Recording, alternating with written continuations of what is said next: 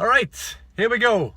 Second Mellow Thoughts video of the day. That sounds feckin' ridiculous. Mellow Thoughts. Who cares? Welcome to Mellow Thoughts, apparently. We're in the car, yes. Since we're doing two in the one day, let's change it up a bit. My family took a trip to Boots, which you can see there, and Next, which you can see there. And I thought I'll stay here and I'll dish out some Mellow Thoughts. So I feel like one of those YouTubers that can drive, you know, like all of them, who go on like movie trips. And I'm hoping that's going to happen sometime soon. That I can do that too. So we're going to talk about Backlash.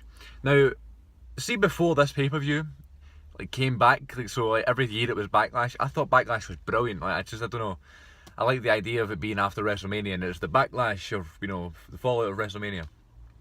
Always like the Backlash events. Backlash 01, I think, is amazing.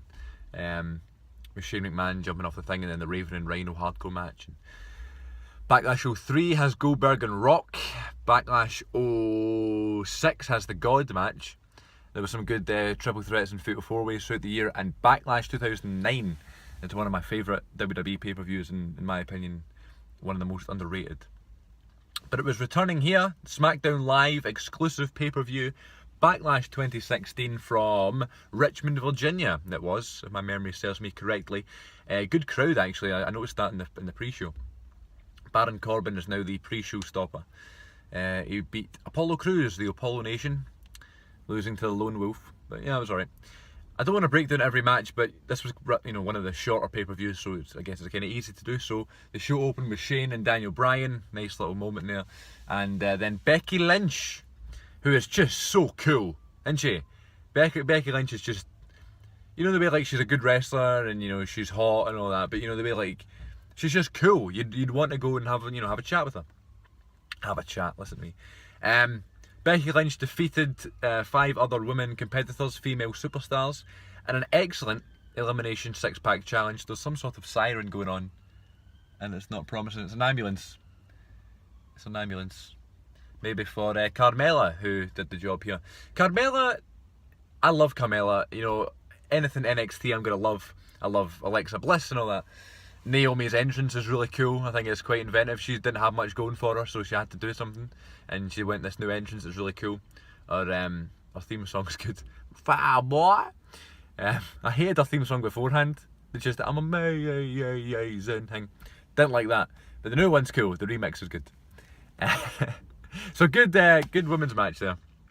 The 6-pack challenge. Always like a wee gimmick match like that. That's cool. Good way to open the show. Crowd were going crazy and they were well into it, so good match. And then we had the tag title thing. I like the idea of having a tournament. I just wish the teams were a bit more legit. Do you know what I mean? Like, it's the Ascension were in the thing, and I want the Ascension to do well because they're like a floundering team. And the Headbangers, what the hell? Why the Headbangers? You know, the one team from the Attitude Era who did absolutely nothing for me was the Headbangers. Every single Attitude Era match I see of them, I am bored, senseless, bored to tears. They are embarrassing, and they came out here and, you know, on Smackdown, and they get beat off Rhino and Heath Slater, which is really cool. Beauty and the Man Beast, their segment on Talking Smack recently was amazing. I recommend Talking Smack more than Raw, but I think Smackdown Live is my current favourite show. I mean, other than NXT, but between Raw and Smackdown, I like Smackdown better right now. Basically, that's just, you know, sour grapes because of Balor being injured. But then again, Kevin Owens is the world champion, or the Universal champion. And we all know who the world champion is. We'll get to that soon. I need to speed this up. So, where were we? We're talking about the Headbangers being crap.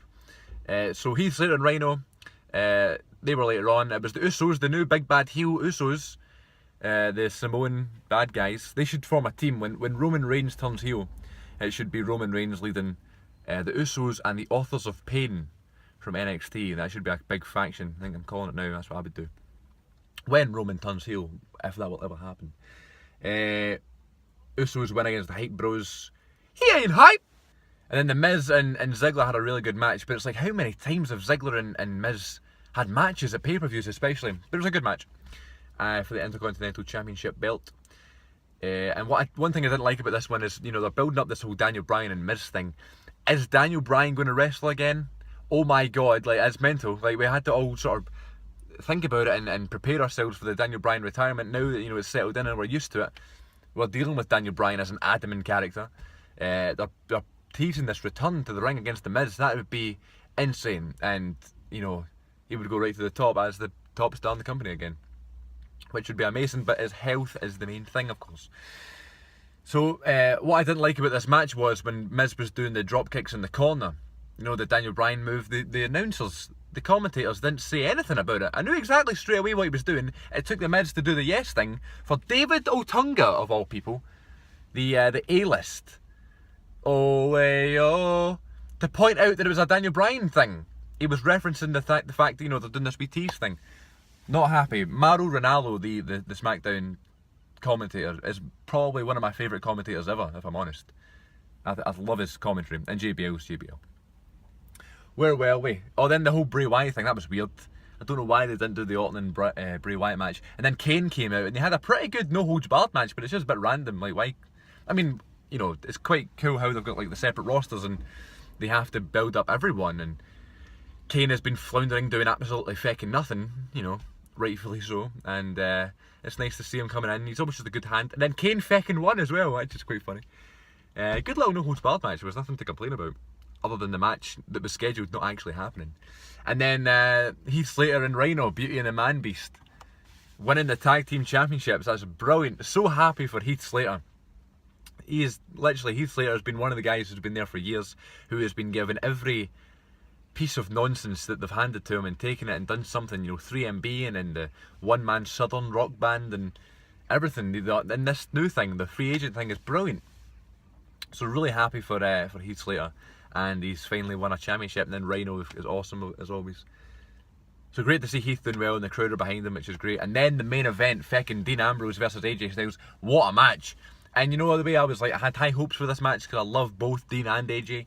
But you know the way the Ambrose and Zigler's match at SummerSlam didn't really live up to the hype. It was a bit sort of meh. So I was scared that this match would be the same.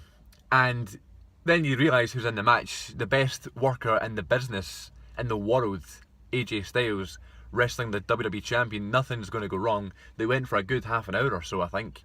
And they had a really good match. False finishes. There was strikes and chaos outside. And then the unthinkable happened. If you had told me 5 years ago, or even a year ago, that AJ Styles would be the WWE Champion, I would have Michinoku drivered you off the second rope. Oh my god, that's crazy. Kevin Owens as World Champion, Universal Champion, call it whatever you want, that's bad enough.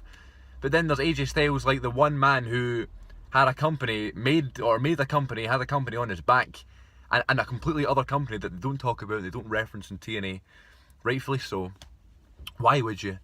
Even though I'm always will be a TNA fan, you know, why would you mention that? You know, AJ Styles built TNA. You know?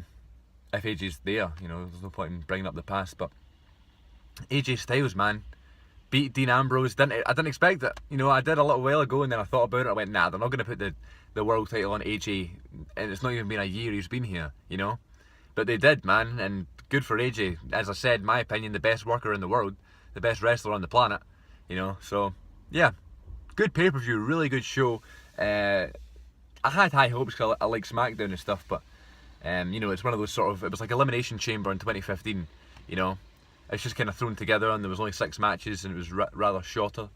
But yeah, man, great show, really good pay-per-view. Theme song was good. I always look at these wee things.